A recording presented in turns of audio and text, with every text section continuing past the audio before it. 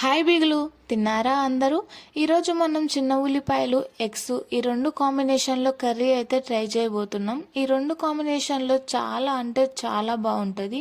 ఈ రెండు కాంబినేషన్లో కర్రీతో చపాతీతో కానీ రైస్తో కానీ తిన్నామంటే ఆ టేస్ట్ మాత్రం వేరే లెవెల్లో ఉంటుంది. మీలో ఎవరన్నా తిన్న వాళ్ళు ఉంటే ఖచ్చితంగా లైక్ చేయండి, అలాగే కామెంట్ బాక్స్లో కామెంట్ కూడా చేయండి.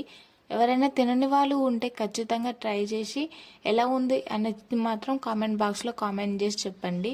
ఈ రెండుటి కర్రీ అయితే చాలా అంటే చాలా బాగుంటుంది.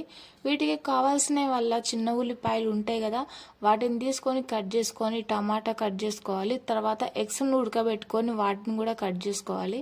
తర్వాత ఈ కూరకి కావాల్సిన పచ్చిమిర్చి, కొత్తిమీర ఇవన్నీ అన్నీ కట్ చేసుకొని అన్నీ రెడీగా పెట్టుకోవాలి. తర్వాత నేను స్పెషల్గా ఏం చేసిన అంటే ఈరోజు గిన్నెలో కాకుండా కడాయి ఉంటుంది కదా మట్టితోని చేసినది, ఆ పాటలో